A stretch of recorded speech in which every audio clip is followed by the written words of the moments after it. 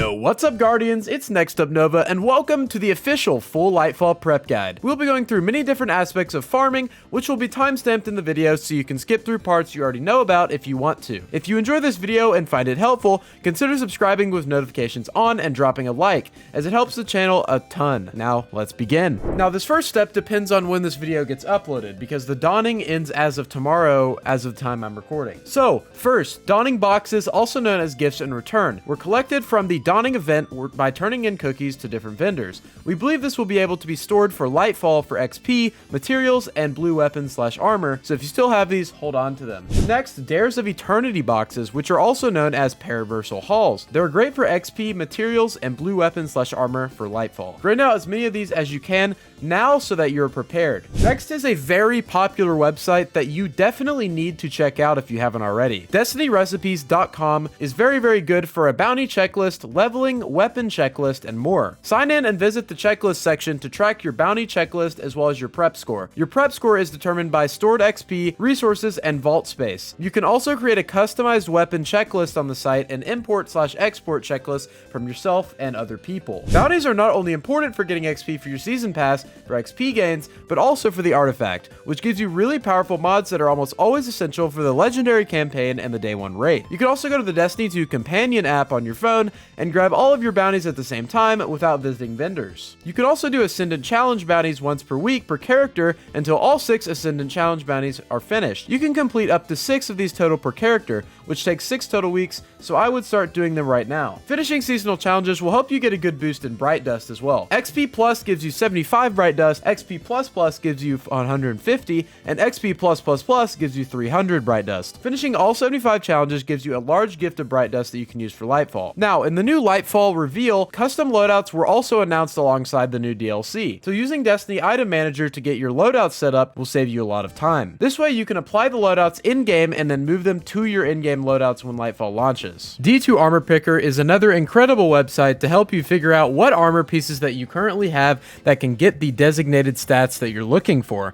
All you have to do is click on different stats from 0 to 100, and the game will find on your account the armor pieces that can get you to those stats. Now you can get to those stats and apply those in your loadouts in DIM as previously mentioned. Next, cleaning your vault is very important. Now, an easy way to go about cleaning your vault is the following. First, find duplicate exotic weapons that take up unnecessary space. Next, find rare/blue pieces of gear that you may not have realized got pushed into the vault and delete them. Next, determine whether each weapon in your vault is actually something you want to keep. And if something is getting nerfed or buffed soon, usually mentioned in TWABs, you can delete or keep certain items. I would recommend having at least 100 open spaces in your vault before Lightfall launches. Ascendant alloys, which are required to apply enhanced perks to crafted weapons, are now just as important as Ascendant shards. 2 great places to farm for them are Master Wellspring and Tier 3 Nightmare Containment and the Derelict Leviathan. Make sure you have at least 10 of these ready in your consumables in Lightfall so you can craft 5 weapons off rip without worrying about running out. You also need resonant elements to craft, usually around 4,000 for a crafted weapon with 2 enhanced perks applied. You can store deep sight/red border weapons in your vault so that when Lightfall rolls around you can dismantle or complete the deep sight on the weapon to get your materials back easily. Now here's a list of seasonal and raid weapons, etc. that will be in-game viable that you need to pick up for Lightfall, including the Godrolls. Let's get straight into it. From Season of the Risen, Explosive Personality with auto-loading holster and disruption break. Thoughtless with triple tap and firing line. This is a top primary sniper option right now in the game. Now let's do Season of the Haunted. Callous Mini Tool with Threat Detector and Incandescent. Currently the best legendary submachine gun for PvE right now, especially on Warlocks. Next, as Trace Rifles start to shift into the meta,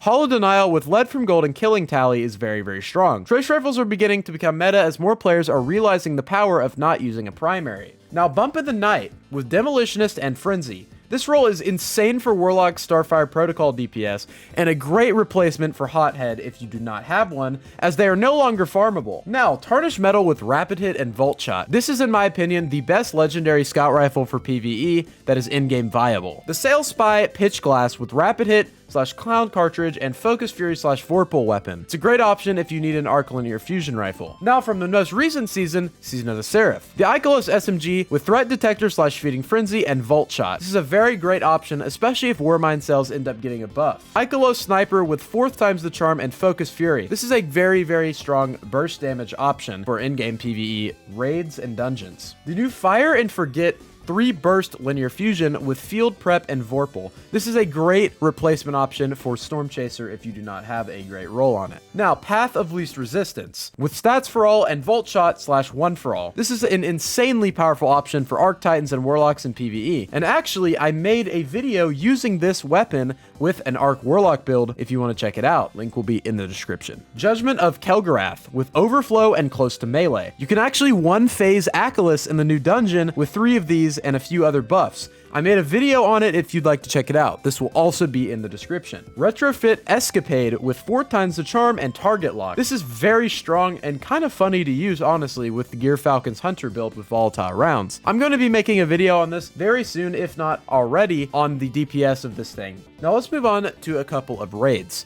Firstly, Zauli's Bane from King's Fall with Explosive Payload and Incandescent. This is very, very powerful as it does clear ads extremely easily. Next, in Season 19, Deepstone Crypt now has farmable weapons. So here's 4 that you really need to pick up. Firstly, Succession with Reconstruction and Firing Line. This is the best legendary primary sniper for PvE in the game right now. Next, Heritage with Reconstruction and Recombination. You could also put Focus Fury, but I would definitely recommend Recombination, especially with the ability spam meta that we're in right now. This is the best primary slug shotgun in the game. Commemoration with Reconstruction / Subsistence and Killing Tally. This weapon helps you get your abilities back extremely quickly with the new origin trait. Lastly, Trusty. It's not the best in slot, but putting Incandescent on this weapon is something that you could definitely pick up to try out, and it could end up being pretty strong in Grandmaster Nightfalls. Let's move on to Vow of the Disciple. Cataclysmic with 4th times the charm and Bait and Switch. This is the best PvE heavy in the game right now, but linears are going to be nerfed in Lightfall per an interview with Chris Bachter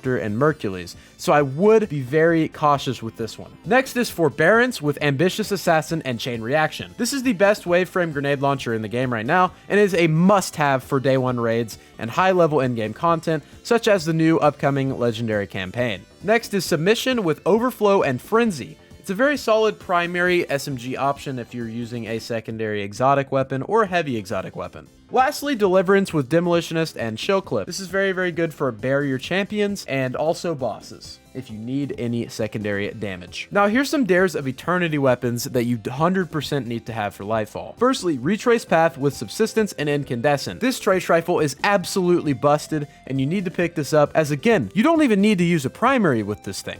Next, the BXR with Demolitionist / Outlaw and Incandescent. I would prefer Demolitionist as I am a Warlock main and I will be spamming fusion nades quite a lot, and this will help me get my nades faster. Next is the Other Half Sword with Jagged Edge, Swordmaster's Guard, Eager Edge, and Frenzy, as this is a very, very fun weapon for movement purposes and jumping puzzles if you are struggling. Pardon Our Dust with Blinding Grenades, Auto-Loading, and Vorpal Weapon is a great craftable weapon that you can use if you don't have something like a Slide Shot Ignition Code. Artifice armor farming in Master Dungeons with stat-focusing armorer mods on your Ghost is a great way to get good gear. I'd also recommend farming the final boss of Pit of Heresy on its designated week for very high stat nightmare-themed armor. Now, these are tips that I personally am going to be using to prepare for Lightfall in the Day 1 raid race. If you found this helpful, consider subscribing with notifications on and leaving a like if you enjoyed. Comment anything I may have missed and let me know what you learned. Have a great rest of your day, Guardians, and peace.